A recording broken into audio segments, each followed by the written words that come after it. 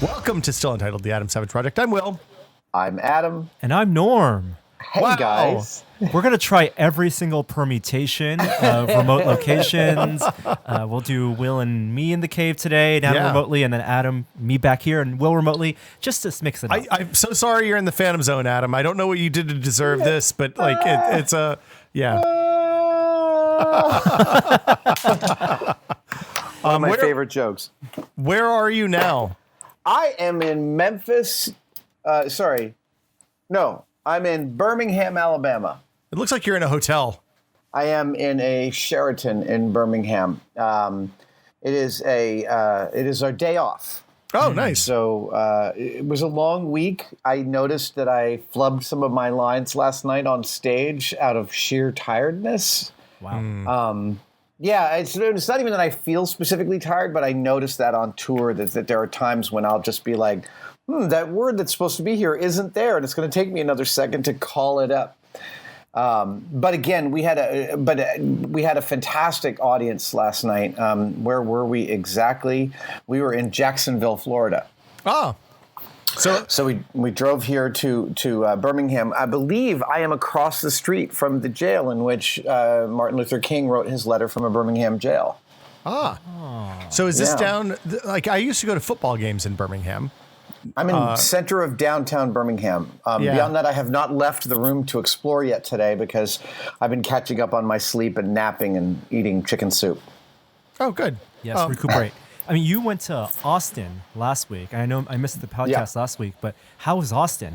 Austin was, it's hipster Disneyland. Only like with that 1 or 2 weeks a year, though. It was fantastic. Will and I talked about it. I had a lovely dinner with some Muppeteer friends. Mm-hmm. I saw a bunch of my maker friends, Sonia Pryor-Jones, Andrew Coy, and I had a really wonderful panel about the future of making. And you have goals for a panel about what you'd like to cover, and I could not be happier with how our panel went. It is like a document of a snapshot of how we're looking at making and how the different tree of possibilities about how it could move forward. So I'm really happy with that panel. I can't wait till it goes live. Yeah, and something I know also happened was the culmination of the scavenger hunt. Yes. Oh my God. What? Jen, go ahead. Yeah. So this is something that we've been working on and off for like the weeks leading up to South by Southwest. Jen Schacter, who was here at the cave, we recorded a podcast with her. She was embedded with us for a week at our office to do a prototyping of this puzzle. So basically, Adam and Andrew Coy charged her with designing this beautiful art piece, laser cut art piece that she then split into 9 pieces and seeded in 9 different places in Austin. And we launched the scavenger hunt, I think, the Friday or Saturday morning before your talk, Adam. And it culminated that Tuesday. And I saw photos, and it looked like it was a huge success. It was a huge success. We got to meet all 9 parties that found the puzzle pieces. Many of them had solved the clues for most of the clues. But it was a complete success, starting with Jen and her amazing ability to design, engineer, and construct. She's a triple threat, and the finished piece is magnificent. We'll post that up on Tested, along with a video meeting the makers, the finders. I mean, the whole point of the scavenger hunt was to not only celebrate the culture of making, but to really expand what people understand and think of when they think of maker culture. And it's not just workshops, metal shops, or maker spaces in what you think is a traditional tech shop type space, laser cutters and mills, but everything. And anytime you make something that didn't exist before out of your own creativity, that's a part of the maker culture. So she designed these 9 different areas of making, from theater to music to costuming, and it's a wonderful, wonderful art piece. And because of the scavenger hunt, we're going to be releasing the files. Oh, nice! So people can build their own. Oh, that's rad. Well, so each of the people who found a puzzle piece can make the rest of the puzzle for themselves. Yes. And one of the guys who found a puzzle found it at the ATX at this Austin makerspace, and he got a tour of the makerspace because they were excited to show him, and he didn't know they had student discounts, so he was the day we met him their newest member, and he was going to use their laser cutters to make the rest of his puzzle. Oh my Boom! gosh. Yeah. Oh, that's super cool. Yeah, and because they're just SVG vector files, you can make it any size. Out there, people out there, we're going to be releasing it in the coming weeks as we finish editing the video. But the putting together of a scavenger hunt, that's not easy. Well, I was going to say, like, how do you, like, especially when you're doing it someplace like Austin during South by, you want to make the things hard enough to find that somebody's not going to accidentally stumble into them, because you want the person who finds the piece to know what to do with it, right? Yeah. Or else then the whole thing breaks. Oh no! Jen amazes me with her ability to juggle all of that, and it's an incredible achievement. And the finished piece is a work of art. And I really look forward to seeing, once we release the files, what other people do with it, because Jen added color by using different types of plywood that she laser cut. But there's no reason someone couldn't cut this out of clear acrylic or plastic or any sort of material and then paint it and add other depths to it. Really, the sky's the limit. So I get very excited about seeing this. And she's also going to design a frame that holds all 9 pieces in orientation. Yeah. Cool. I mean, this type of design, it's made for remixing. Mm-hmm. It's supposed to evolve over time also. But yeah, you're right, Will. Like, that Saturday and Sunday, as we launched it, I was just getting ready to do my travels. I was following online, and we had done a post on Tested, and people were contributing answers to the scavenger hunt. So even if they weren't in Austin, they were helping solve the puzzle. So you made it it was intentionally difficult enough that you needed more than just a handful of brains working on the problems. That's good. Oh, and that was something that was really lovely to watch, was that thread developing as the tested community was. And by the way, my big heart to the tested community, putting out the answers and collaborating on them, understanding that it's a group effort, but also going back to the Pittsburgh maker video that we released last week, and all the makerspaces from Tested Premium members around the country saying, hey, we've got a makerspace. I love the volume. And that's awesome. Yeah, that's one of the reasons that I'm on the board of Nation of Makers, is so that we can have a comprehensive database, and that if you're in any given city, you know where you could go, where you could get stuff done. Well, that was find like-minded makers. That was one of the things we talked about really early on when you came on to Tested, basically, is like, a lot of that information is out there, and if you don't know, like, I would never know to go to Urban Ore to find tubing and pipes, except for you said, hey, Urban Ore is a great, what is it you're looking for? Oh, go to Urban Ore, go to these other 3 places, and like, there's a lot of that information is tied up in oral history, and getting it out in a way that people can find it will make it a lot more accessible for a lot of people. And when I was in Orlando, there's a wonderful surplus shop in Orlando that I've been to before because it's fairly famous. They've got all sorts of stuff, military switches hacked out of old pieces of equipment and stuff like that. And I also, my friend Andrew Coy set up a meeting with me and some of my Nation of Makers people and some local maker spaces in Orlando, and we sat down for almost 2 hours to really talk about the state of making and what we can do to raise the volume on it within a city and within the country. And like, every single person in the room laughed when I said I had just come from that surplus shop, because it was such a key part of Orlando's maker culture. That's awesome. So, Norm, you also, can you talk about your trip last week? Absolutely. Yeah, okay. Yeah. Oh, good. Yeah. So I'm so jealous. Yeah. Last week, while you guys were podcasting, Joey, Simone, Kishore, and I were in Switzerland and France. We visited CERN. Oh, wow. And, the Large Hadron Collider. And for Joey and I, it was actually our second visit, so I feel a little guilty about that. Yeah, you should. So like, at this point, it's safe to say that the Large Hadron Collider is the most complex machine built by man. Yeah, it's one of those things. I'm obviously popularized by what I like to call that book. And, which book? Angels and Demons. Oh, right. I didn't read that book. the Dan Brown movie and the book. But yeah, it's a multi-billion-dollar venture that took years, and its culmination, CERN itself as an organization is over 50 years old, and it started with linear colliders, the smaller circular colliders, and the Large Hadron Collider, which opened in 2007, I believe, is a multi-year, multi-billion-dollar effort, which you can't fathom today. An international effort to what boils down to science experiments. Like, well, it's particle physics too, which is, intangible. Well, it is. They like a lot of the things that we use a lot of stuff in our phones happened because of things that we learned doing particle physics 40 years ago. But the results from those experiments take a really long time to become apparent and to develop applications of. So the fact that Europe in large part has spent billions of dollars building this incredible experiment or series of experiments, right?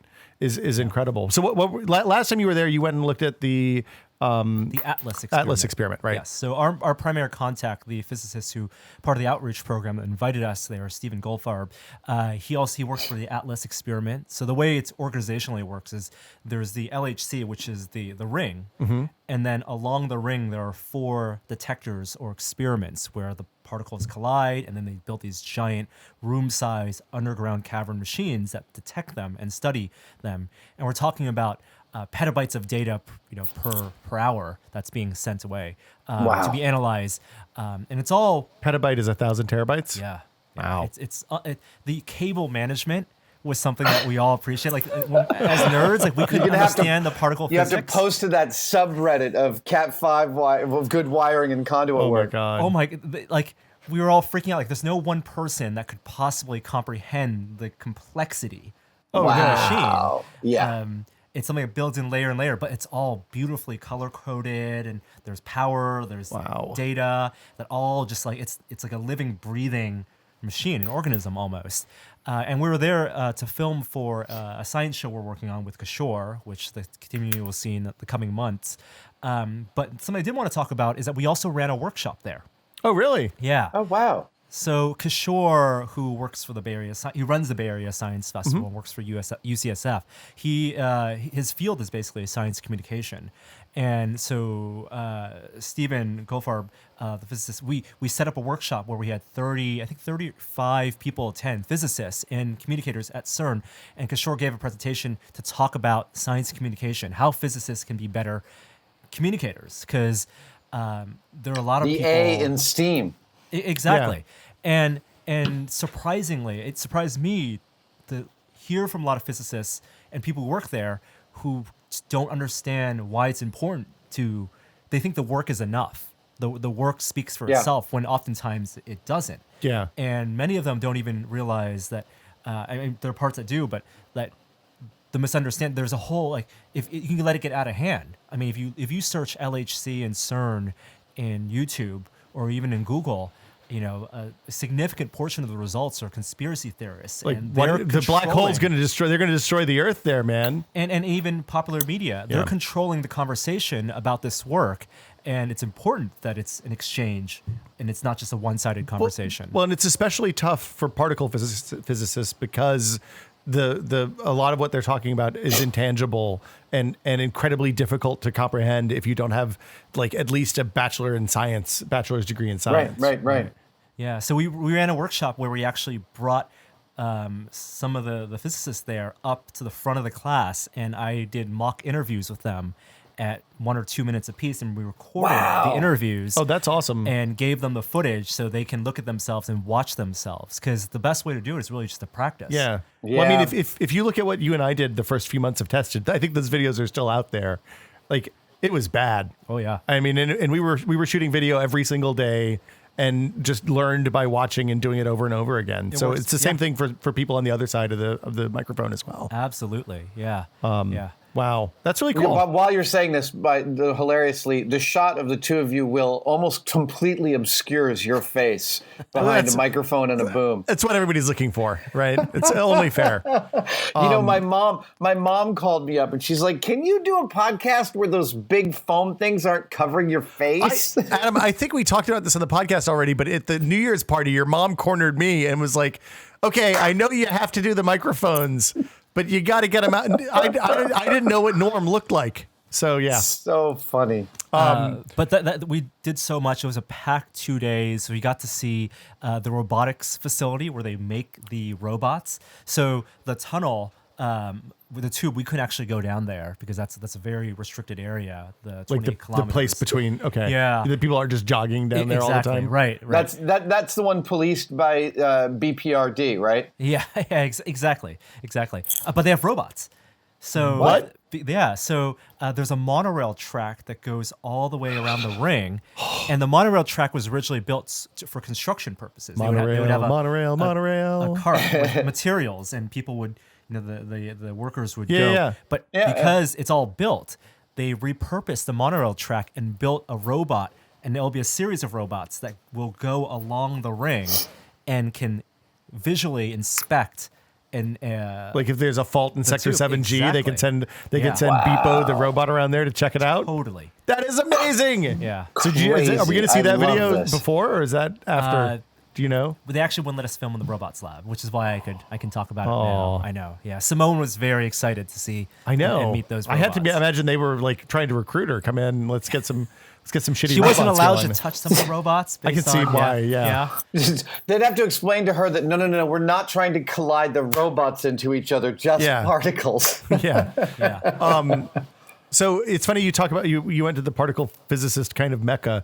I did a podcast a couple months ago now, but it's up now called Titanium Physics, where we talked about neutrino beams. And 3 really smart physicists tried to explain neutrino beams to me, which also happens at CERN. Yep. And they fire neutrinos. I don't know if you know, but they're little particles that basically interact with nothing. Yeah. And they fire them through the Earth from CERN to Italy, where they detect them, and they found all sorts. It was an interesting conversation. It's definitely worth checking out. I'll send you a link if you want to Fascinating. dump in the show notes. It was Now- it's a good way to learn things. Is I found, and to get people who are really educated, is to just have somebody in there being really dumb and asking the dumb question over and over and over again until they explain it. Until you get somebody who's an expert to explain something at a level that anybody can understand. Absolutely. That was my MythBusters research model. Yeah. Yeah, you just keep asking really smart people really dumb questions, right? Yeah, exactly. Cool. They also they took us to their machine shop. What?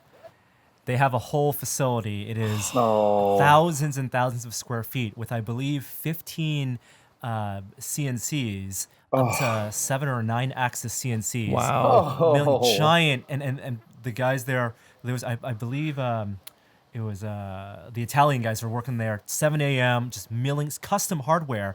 They had a titanium welding chamber. So it's this giant chamber that they fill with argon so they can weld titanium, and it's a glove box essentially. And like you have like it was 8 pairs of gloves that you can go in there and weld titanium. They had a titanium 3D printing machine. Did they make the stuff for the collider on site, or did they like bring in Atlas? Like were Atlas and those things assembled there, or were they assembled elsewhere and then trucked in? It's hugely collaborative. Okay. So a lot of it's subcontracted out, but a lot of the machining that has to be custom. So they I'm do sure that if something there. breaks, then Yeah. it's not like you can go down to the Radio Shack and get a new Alice experiment. Yeah. Wow. But in the course of traveling, I also did a high-speed train. What? Oh, So we had a crazy way to get there because our flights got canceled. So Kishore and I actually flew to Paris from San Francisco we did WOW Air. Oh, really? And we met 2 tested fans at the Paris train station who one was standing behind us and recognized us by voice.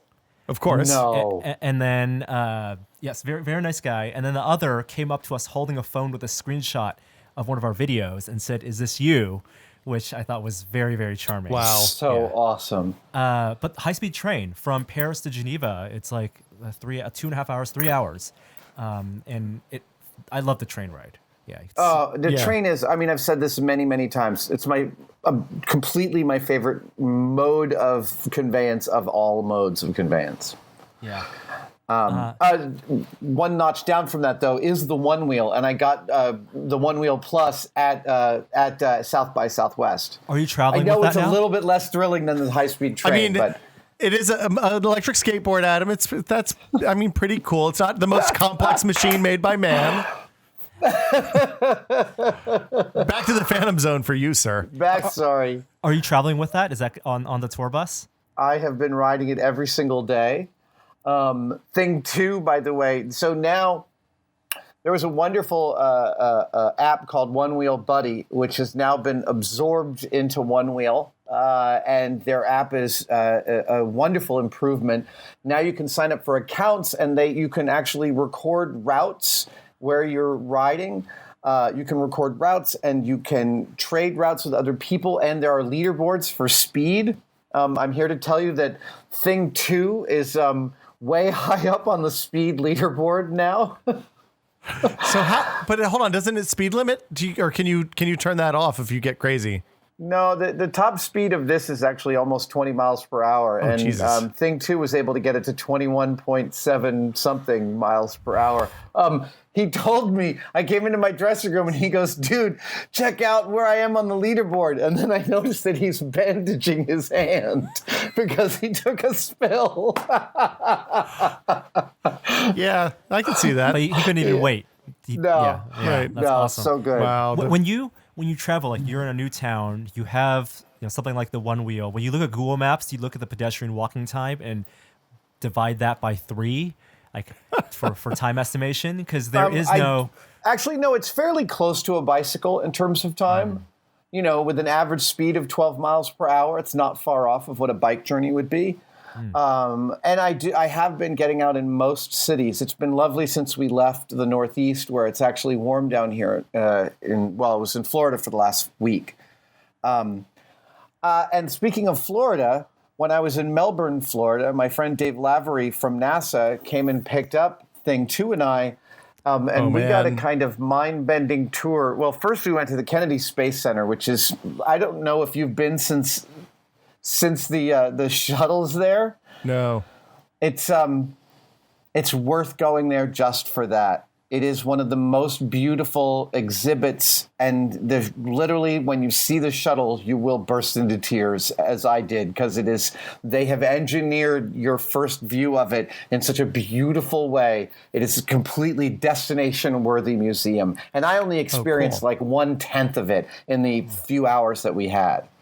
That was the whole thing. Every museum that got a shuttle had to design it specific for their museum and to make that a unique experience, because these are, there are only so many of those relics. So yeah. I was gonna say we saw the Enterprise on the Intrepid on the deck back when it was in the old place, but now it's across the street, and I haven't been back since, so I need to go see that. But I saw where they have the Discovery, I guess, at the Air and Space Museum is just unbelievable.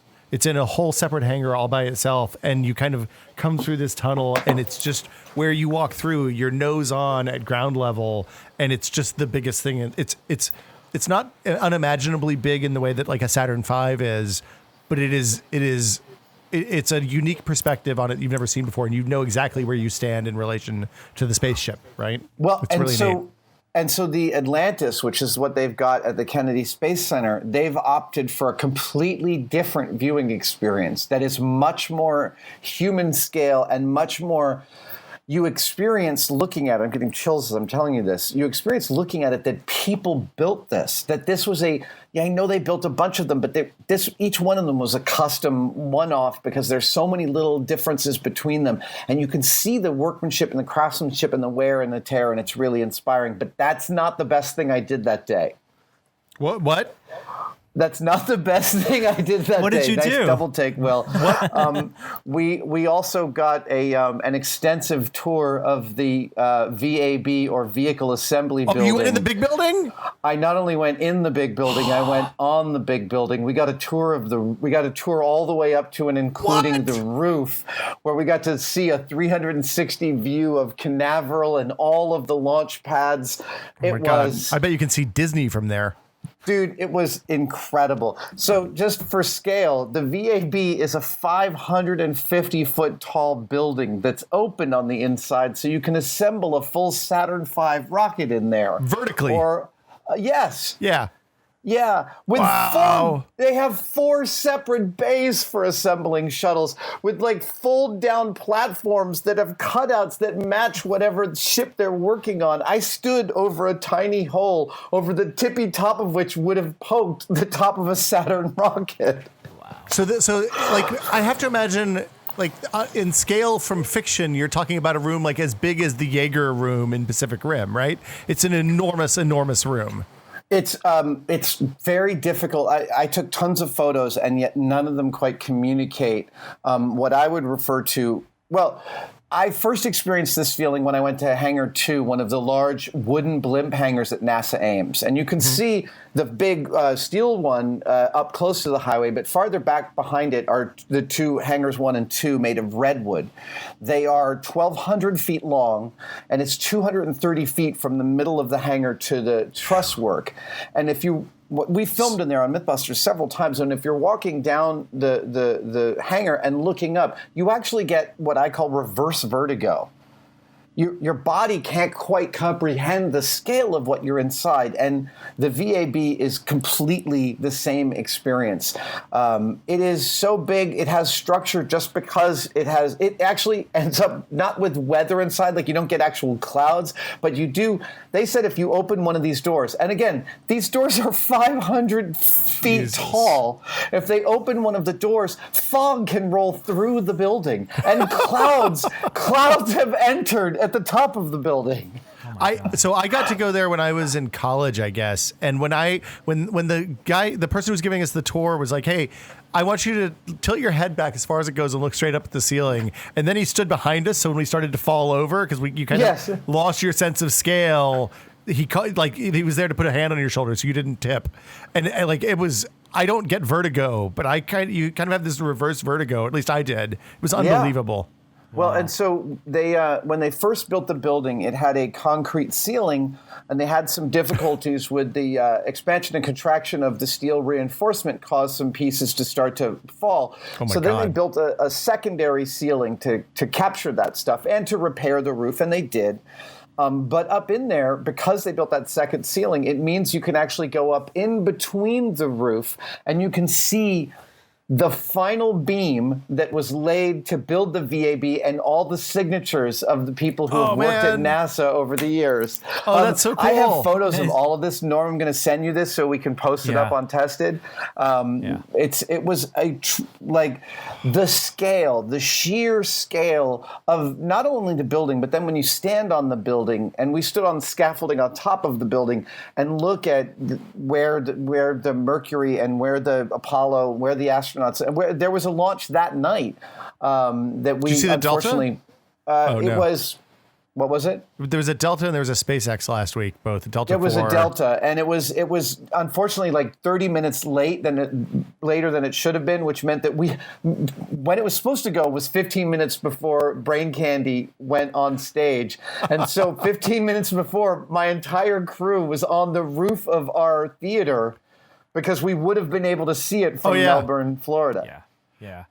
Is that a public tour, or did you guys get special access? It was very special access. In fact, it was apparently a very rare treat. But wow, scale is absolutely one of those things where it's so tough to experience that, even if you have a 360 panorama. Yeah, nothing captures it. And on the flip side, like you're talking about big scale, but same with small scale. When I got back, there's a new VR experience that NASA worked with to create called Mission ISS. It's a recreation of the International Space Station that you can actually fly through in VR.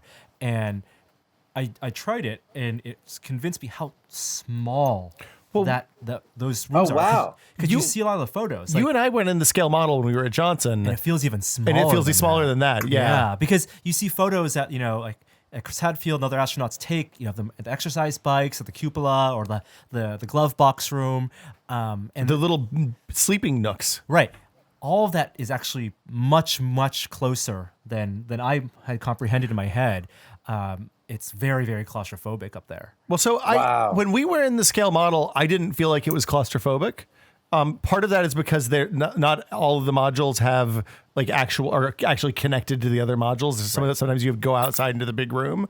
I felt like that VR thing felt a lot smaller than what we saw even.